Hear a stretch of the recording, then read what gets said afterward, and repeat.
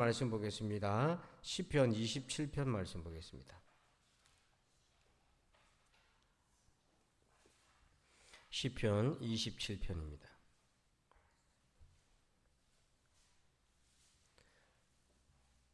시편 27편 말씀을 교독하겠습니다.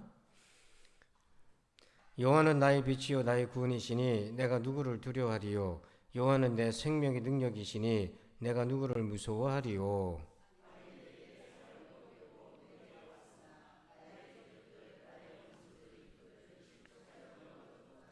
군대가 나를 대적하여 진칠지라도 내 마음이 두렵지 아니하며 전쟁이 일어나 나를 치료할지라도 나는 여전히 태어나리로다.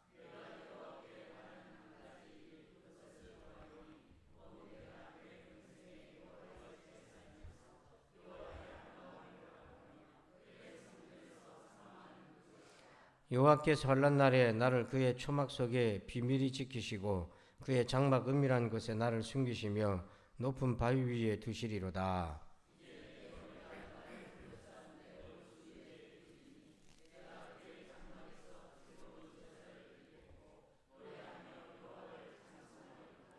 여호와여, 내가 소리내어 부르짖을 때에 들으시고 또한 나를 긍휼히 여기사 응답하소서.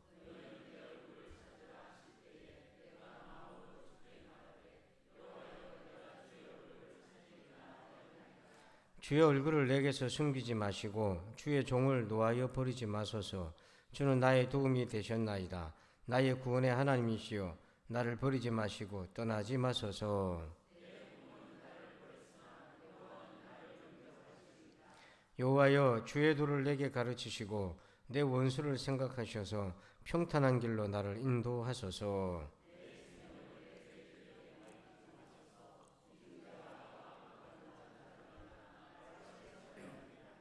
내가 산자들의 땅에서 여호와의 선하심을 보게 될 줄 확실히 믿었도다. 너는 여호와를 기다릴지어다. 강하고 담대하며 여호와를 기다릴지어다. 아멘. 자, 오늘 말씀 제목을 같이 한번 읽어보실까요? 존재적인 평안. 자, 우리 3절을 같이 한번 봅시다. 3절을 같이 한번 읽어볼까요? 3절입니다. 시작. 군대가 나를 대적하여 진칠지라도 내 마음이 두렵지 아니하며 전쟁이 일어나 나를 치료할지라도 나는 여전히 태연하리로다. 아멘. 여러분, 이런 믿음이 있기를 축복합니다. 전쟁이 일어났는데, 군대가 일어나서 나를 치료하는데, 자, 3절 끝에 보니까 다윗은 뭐라고 고백합니까? 나는 여전히 태어나리로다. 이거 어떻게 가능한 거예요? 우리는 좀 안 좋은 소식 들려오거나 또 자식한테 전화가 왔는데 목소리만 무겁더라도 간이 철렁할 텐데요. 예. 저희 어머니가 이제 살아계실 때 제가 한 번씩 안부 전화를 드리는데 제가 목소리가 이렇게 밝으면 내용 듣기도 전에 기분이 좋고, 목소리가 무겁게 들리면은 막 그 내용도 듣기 전에 마음부터 무겁다 합니다. 그게 부모 마음인 거예요.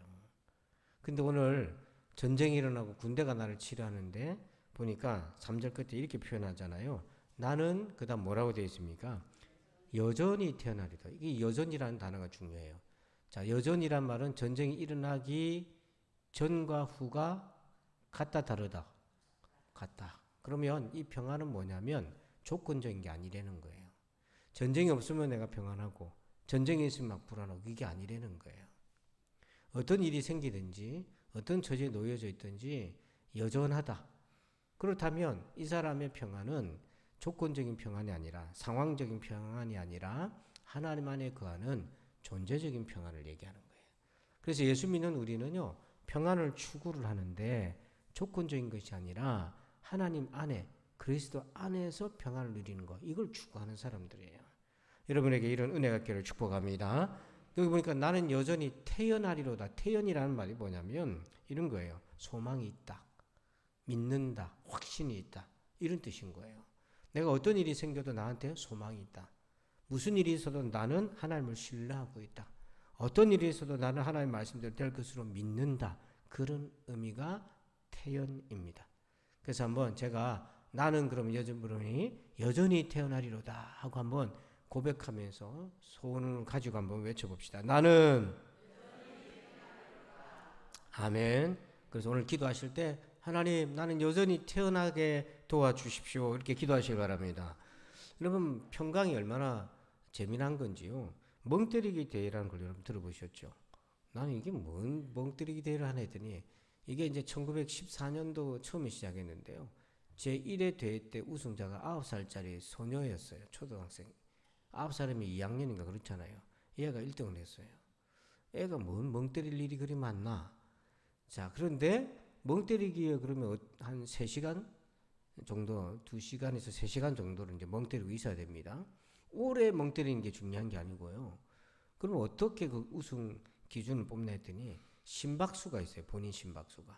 이게 변동이 없는 사람. 그냥 주구장창 하루 종일 이렇게 때리는 게 아니라 마음이 심박수가 고르는 거예요. 그 말은 마음이 평안하다는 거겠죠. 근데 우리는 심박수 올라갔다 내려갔다가 왔다 갔다 하잖아요. 이렇게 멍 때리기다.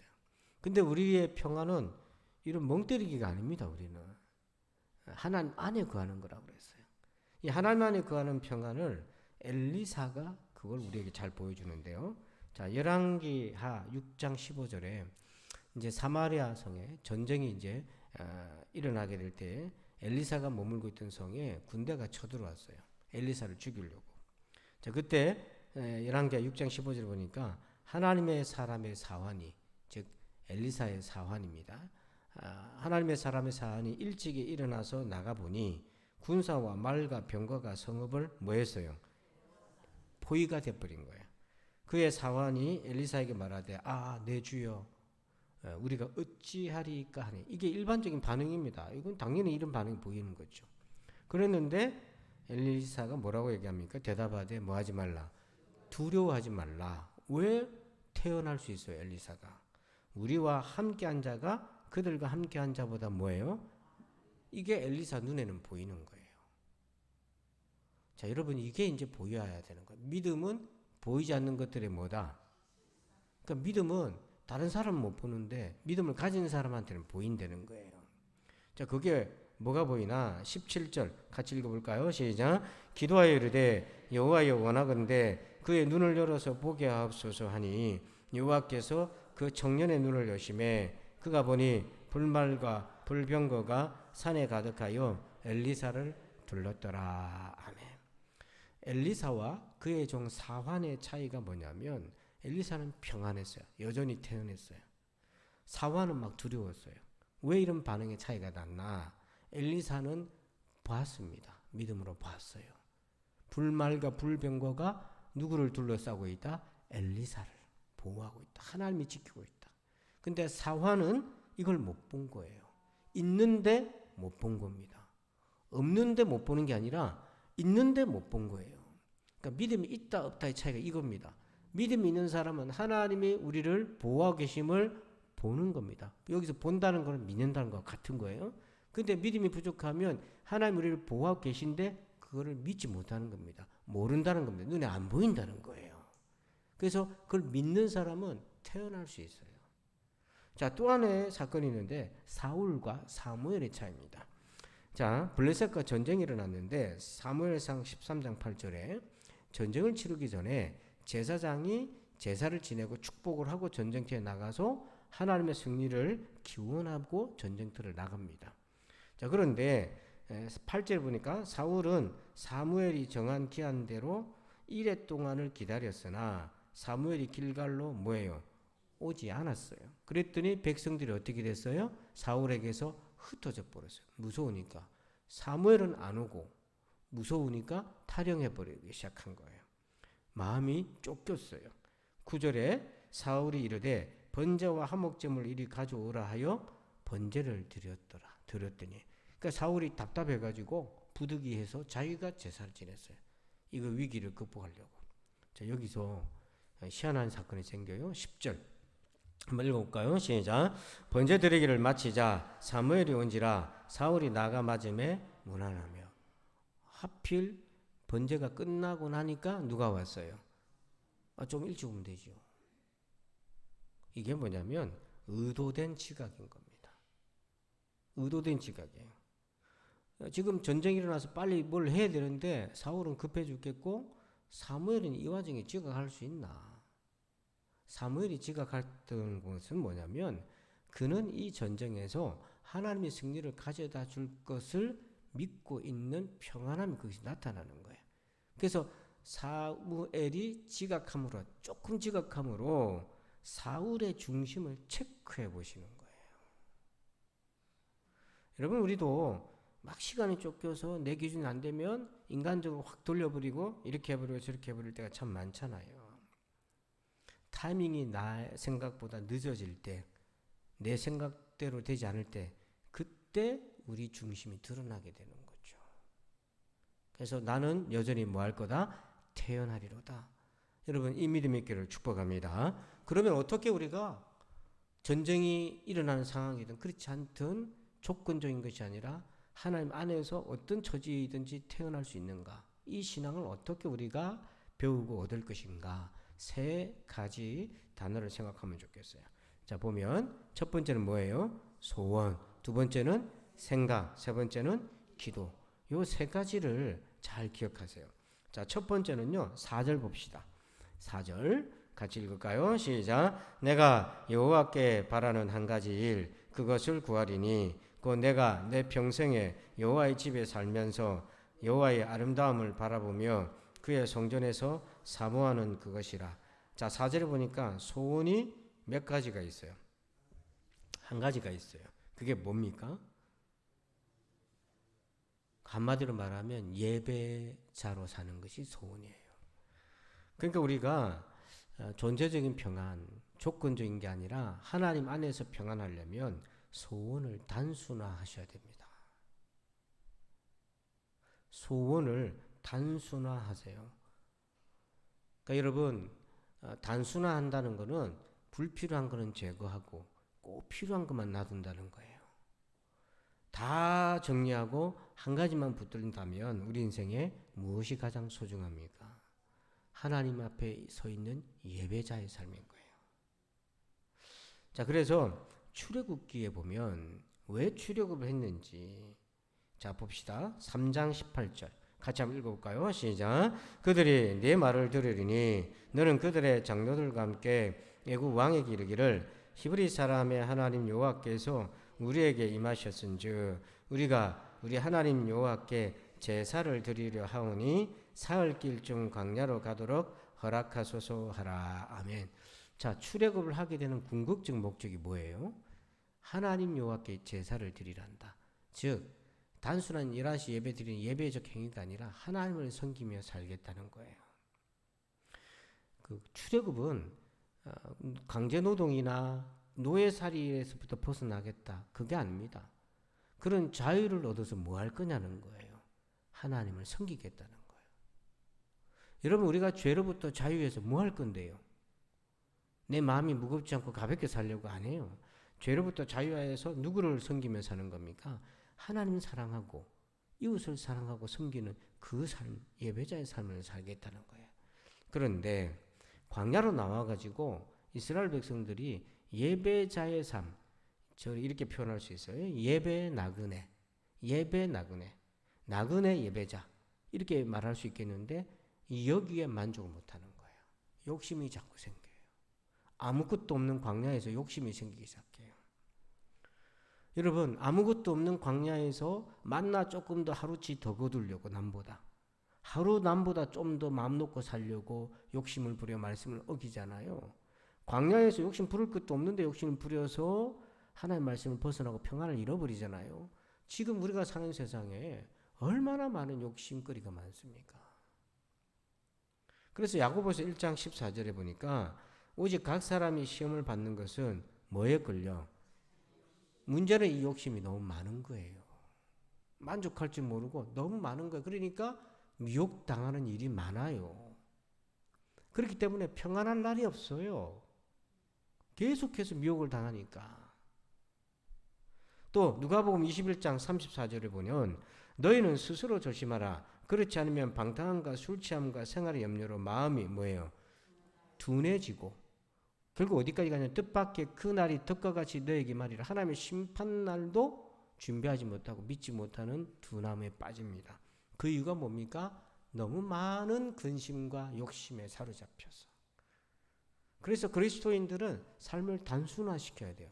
소원을 단순화시켜야 돼요. 그게 바로 하나님을 예배하는 그 삶에 집중해야 되는 겁니다.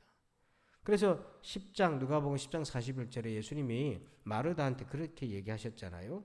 주께서 대답하여 이르시되 마르다야 네가 많은 일로 뭐합니까? 염려하고 근심한다. 일이 많을수록 우리의 염려와 근심은 자꾸만 번져가요. 그래서 오늘 다윗은 이 여전히 나는 태어날 것이다 라고 그렇게 할 수 있었던 비밀이 뭐였냐면 4절에 보니까 내가 여호와께 바라는 몇 가지? 한 가지. 하나님의 성전에서 주의 아름다운 그 영광 구원의 은혜를 늘 바라보며 흠모하고 사모하는 것. 소원의 단순화. 여러분 나그네 예배자가 되시길 바랍니다. 두 번째 5절 말씀이에요. 두 번째 5절입니다. 시작. 여호와께서 환난 날에 나를 그의 초막 속에 비밀히 지키시고 그의 장막 은밀한 곳에 나를 숨기시며 높은 바위 위에 두시리로다. 아멘. 5절을 잘 보세요. 환난 날에 전쟁이 터졌을 때 여전히 태어날 수 있는 이유가 있어요. 어떤 믿음이 있습니까? 하나님이 어디서 지켜줘요? 초막 속에서 어떻게? 비밀히 지켜주시고 또 그의 장막 은밀한 곳에 뭐예요? 나를 숨기실 거고 높은 바위 위에 나를 뭐할 거다? 두시리로다. 즉 하나님이 나를 지켜주실 거라는 생각. 여러분 위기를 만나면 우리의 생각부터 위기로 내몰립니다. 사람은 어찌 그리 부정적이고 어찌 그리 극단적인지요. 제가 제 자신께 들여다보면은 좀 스트레스 받는 일이 이렇게 생겨서 이렇게 보면 그럴 때마다 생각의 방향은 부정적으로 쏜살같이 달려가고 극단적으로 벼랑 끝으로 생각이 자꾸 가요. 왜 그런지 모르겠어. 사람의 생각이라는 게 왜 이렇게 치우쳐져 있는지 몰라요. 여러분들은 어떻습니까? 여러분들은 어떤 안 좋은 일이나 근심이 오면 생각이 어떻습니까? 오늘 다윗처럼 하나님이 나를 은밀한 장막에 숨겨주실 거고 높은 바위 위에 나를 두실 거고 나를 지켜주실 거다 그런 생각이 지배합니까? 아니면 나 어떡하지? 나 이러다 끝나는 거 아니야? 하고 생각이 끊임없이 부정적으로 극단적으로 가고 있습니까? 어떤 집사님이요 이혼을 하고 재혼을 했는데 재혼할 때 새 남편을 이제 재혼한 남편을 만날 때 그 남편이 굉장히 듬직하고 자기한테 이렇게 얘기한 거예요. 오빠만 믿고 따라오라고. 막 그렇게 했다는 거. 그래서 이혼하고 두려운 상황 가운데 있을 때 애들 어떻게 양육하나 막 이렇게 내몰려 있을 때 경제적인 위기도 있고 하니까 그 든든한 새 남편을 만나서 결혼을 했는데요. 근데 어떤 일이 생겼냐면 남편이 이제 돈을 잘 벌긴 했던 모양입니다. 어느 날 소식이 끊겼던 전처 이제 그 아들이 있었던 거죠. 그 아들이 결혼한다고 연락이 온 거예요. 물론 이제 아버지니까 연락은 당연히 왔겠지만 그러는 사이에 서로 연락을 주고받으면서 아들이 이제 사업을 하겠다고 아버지한테 돈 좀 달라고 얘기를 한 거예요. 그러니까 연락이 안 오다가 필요하니까 돈 달라고 연락이 온 거예요.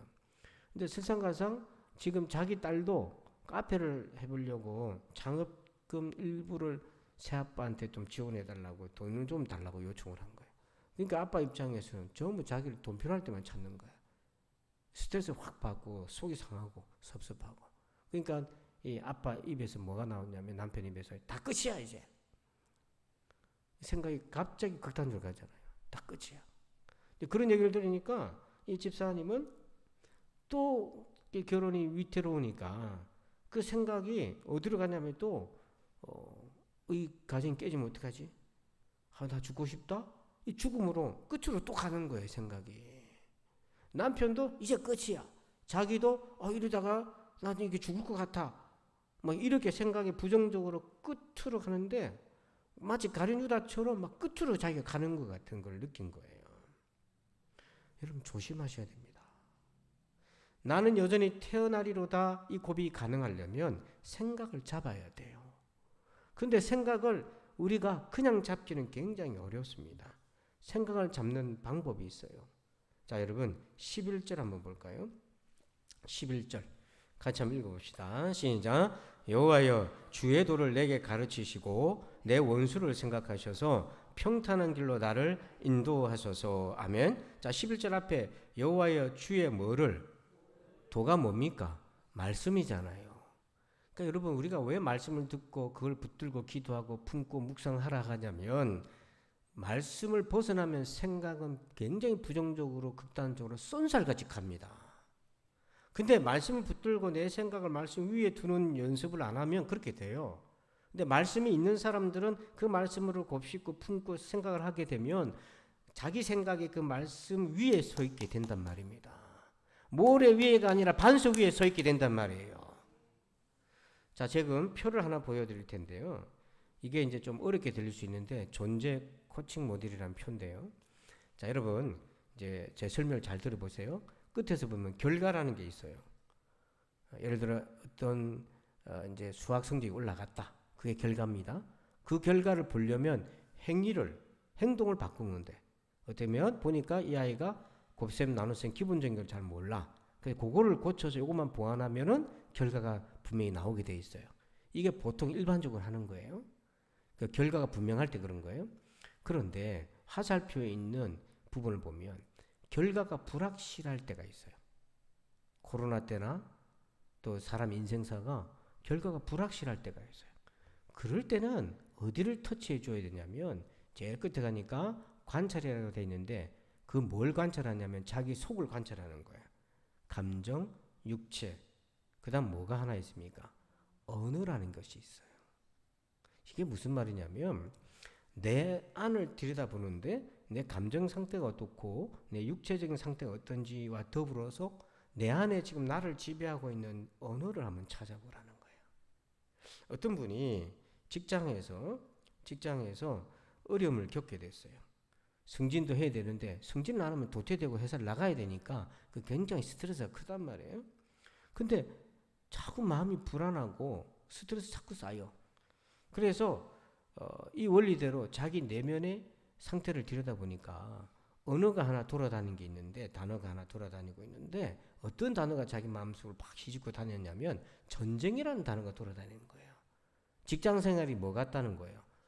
전쟁 같다. 그러니까 여러분 마음에서 전쟁을 생각하면 무섭고 두렵고 나 어쩌자니 이렇게 되잖아요. 그랬더니 코칭을 해주는 코치가 그 전쟁이라는 단어를 바꾸세요. 뭐로 바꾸냐면 도전이라고 바꿔보세요. 그래서 자기가 처음에 어렵지만 전쟁이라는 생각이 막 들 때마다 그거를 도전이라는 생각을 바꿔보고 기회라는 단어를 바꿔보니까 말 그대로 두렵고 무서운 것이 아니라 해보자. 내 이거 하면 되겠네라고 생각이 바뀌어지니까 마음이 바뀌어지게 되고 행동이 바뀌어지게 되고 결과가 바뀌어지더라는 거예요. 근데 여기서 저와 여러분의 마음을 지배하는 언어를 하나님 말씀으로 바꿔야 된다는 거예요. 그래서 하나님 말씀 능력인 거예요. 그래서 시편 18편 30절 한번 봅시다. 시작. 하나님의 도는 완전하고 여호와의 말씀은 순수하니 그는 자기에게 피하는 모든 자의 방패시로다. 아멘. 자, 30절 끝에 방패. 뭐가 방패냐면 하나님 말씀이 방패라는 거예요. 근데 하나님 말씀이 어떤 건데요? 하나님의 도는 완전하고 여호와의 말씀은 그다음 뭐라고 되어 있어요? 여기 순수라고 왜 표현했을까? 원뜻은 뭐냐면 검증해 보니까 온전하고 흠이 없다. 이런 뜻이에요. 그러니까 하나님의 말씀은 검증해 보니까 경험해 보니까 겪어 보니까 말 그대로 흠이 없고 믿을 수밖에 없는 진리의 말씀이다. 그렇기 때문에 여러분 하나님 말씀에 대해서 순수한 것을 믿고 그 말씀을 여러분의 마음의 언어로 가져오시길 바랍니다. 그래야 행동도 바뀌고 결과가 다른 결과가 나타나는 거예요. 말씀이 그래서 방패가 되는 거예요. 말씀이 피난처가 되는 거예요. 그래서 저도 기도하고 어떤 문제가 있을 때마다 그냥 기도만 하는 것이 아니라 성경 말씀을 같이 묵상하면서 기도합니다. 그러면 그 말씀 위에서 생각이 머물기 때문에 그 말씀 안에 피하게 되고 그 말씀이 방패가 되어줘요. 그러나 말씀이 없는 신자들이 많아요. 일주일에 한 번 겨우 예배 드립니다. 매일같이 제가 새벽 기도 마치면 큐티 보내주잖아요. 그것도 안 보는 사람이 많습니다. 지나가는 뉴스나 이런 인터넷 뉴스는 마음에 품고 야 오늘 어떻게 되나 이런 거에 관심을 갖는데 말씀 속이 없어요. 그래서 어때요? 생각이 계속 떠다니는 거예요. 그러니 어찌 평안할 수 있겠습니까? 자, 마지막 세 번째 보겠습니다. 우리 7절 말씀 보겠습니다. 7절 시작. 여호와여 내가 소리내어 부르짖을 때에 들으시고 또한 나를 긍휼히 여기사 응답하소서. 아멘. 세 번째는요, 기도입니다. 근데 7절에 보니까 기도를 어떻게 했다고 되어 있습니까? 소리내어 부르짖다. 여기서 소리내어 부르짖는다는 것은 이렇게 보면 돼요. 기도는 전투다, 이렇게 생각하시면 돼요. 영적 전쟁이라고 했을 때 뭐 어디서 영적 전쟁을 합니까? 우리가 어디 칼 들고 나갈게요? 뭐 할게요? 기도가 전쟁입니다, 여러분. 여러분 혹시 그런 꿈을 꾸시나요? 저는요, 가끔씩 이제 그런 꿈을 꾸는 때가 있는데, 꿈은 자기 무의식을 드러내는 거잖아요. 물론 하나님의 계시도 있습니다, 꿈에서. 그래서 기도할 때 꿈으로 응답하실 때도 있어요. 하나님께서 요셉처럼 꿈으로 응답하실 때도 있는데, 대부분은 우리의 억눌러 놨던 무의식이 꿈에서 드러납니다. 꿈에서 나타날 때는요, 변장을 하고 나타나고 변형을 하고 나타나요. 곧이곧대로 안 나타납니다. 왜 그러냐면 우리가 무의식으로 깔아놓았던 그거는 해서는 안 되는 생각이라고 생각하기 때문에 눌러놓은 거예요. 누군가를 미워하잖아요. 예수 믿는 사람이 미움이 가득 차면 되겠어요? 그러니까 미움을 억압을 시킨 거죠. 용서가 안 되면 억압을 시켜가지고 무의식으로 내려놨어요. 그래서 나는 미움이 없다고 생각하는데, 해결되지 않은 미움은 무의식 속에 깔아 있는데, 내가 A를 미워하는 걸 깔아놨는데 꿈에서 A가 나오는 게 아닙니다. 꿈에서는 희한하게 튀어나와요. 그래야 내 의식이 그걸 모르고 알아차리지 못하고 그냥 허용하면서 무의식이 꿈에 확 드러나는 거지, 내가 아는 게 튀어나오면 내가 이런 생각을 하면 안 되지 하고 또 억압을 한단 말이에요. 그러니까 무의식은 드러날 때 내가 모르게 드러나는 겁니다. 그래서 여러분들이 꿈을 꾸면 저는 꿈 노트를 적어요. 왜냐하면 내 의식 상태를 자꾸 알지 못한 무의식을 내가 알아보려고. 그걸 알아야 내가 정신세계가 건강해져요. 목회자가 정신세계가 이상해지면 그거 어떻게 합니까, 그거를. 그러니까 오늘 치과에 갔더니 저보고 묻더라고요. 스트레스 많습니까? 왜요? 그랬더니 이빨 상태를 보면서 그렇다는 거예요. 잘 때 이빨을 꽉 깨물고 자는 사람 특징이 스트레스가 많다는 거예요. 하도 꽉 누르니까 이빨이 억압이 돼가지고 주저앉는다고, 그러면 안 된다고 막 그렇게 얘기하더라고요. 그래서 하여튼 그렇게 얘기했습니다. 기도는 전투예요. 싸워야 되는데 꿈에서 가끔 이런 게 천장이 무너져가지고 비가 새는 경우가 있어요. 막 비바람이 창문을 뚫고 들어오려고 막 할 때가 있어요. 또 도둑이 문을 열고 밖에서 누군가가 막 확 문을 열고 들어오려고 하는 것이 있어요. 그게 일종의 어떤 거냐면 내가 허락하고 싶지 않은 것들이 내 영혼을 들어오려고 한다는 것이 있다는 거예요. 그런 것처럼 지금 상황이 어떤 어려움이 처해가지고 불안하고 두려움이 내 마음을 막 뚫고 들어올 때에 여러분은 현실 세계에서 그걸 어떻게 막아냅니까? 기도로 막아내야 되는 거예요, 이게. 기도로 싸워내야 되는 거예요. 그래서 8절 볼까요? 8절 같이 한번 읽어봅시다. 8절 시작. 너희는 내 얼굴을 찾으라 하실 때에 내가 마음으로 주께 말하되 여호와여 내가 주의 얼굴을 찾으리이다 하였나이다. 아멘. 자, 누구 얼굴을 찾으라고요? 여호와의 얼굴. 이게 은혜입니다. 하나님 얼굴을 찾는 거. 하나님 나를 도와주세요. 그래서 이걸 계속해서 싸워서 내 마음 안에 두려움과 염려와 근심이 치고 들어와서 주인 노릇하지 못하게 계속 밀고 싸우는 거예요.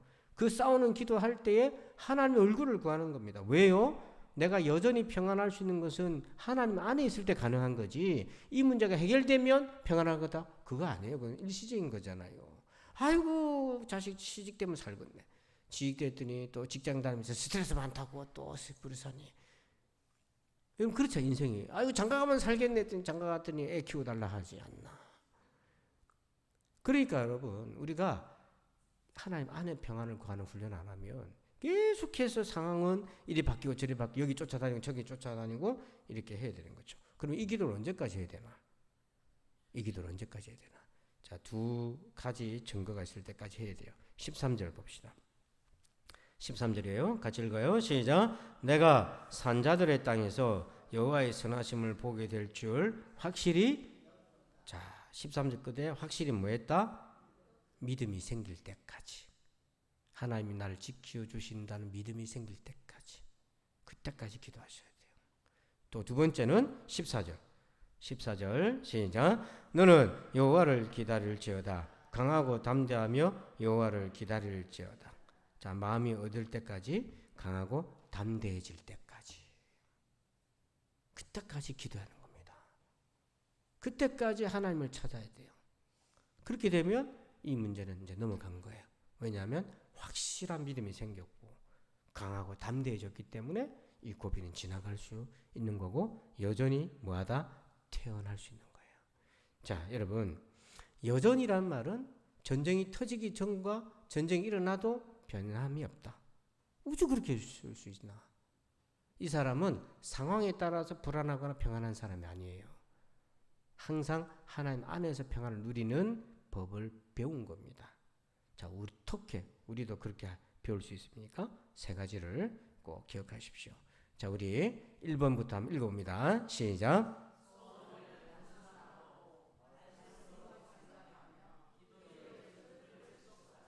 기도하겠습니다. 하나님 아버지 감사합니다. 오늘 나는 여전히 태어나리로다. 이 믿음의 비밀을 우리가 다 가지게 하여 주시옵소서. 감사하며 예수님의 이름으로 기도하옵나이다. 아멘. 우리 함께 찬송하시면서 오늘 말씀 가지고 한 10분 이상 여러분 부르짖어 소리 내어서 기도하셨으면 좋겠어요. 찬송가 288장 우리 같이 찬양 드리겠습니다.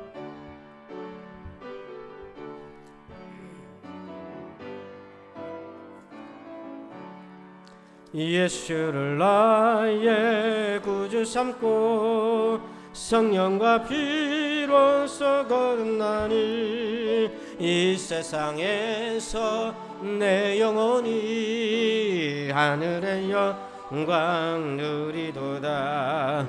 이것이 나의 간증이요 이것이 나의 찬송일세. 나 사는 동안 끊임없이 구주를 찬송하리로다. 온전히 주께 맡긴 내 영 사랑의 음성을 듣는 중에 천사들과 내 아는 것과 하늘의 영광 보리로다. 아멘. 이것이 나의 간증이요 이것이 나의 찬송일세. 나 사는 동안 끊임없이 구주를 찬송하리로다.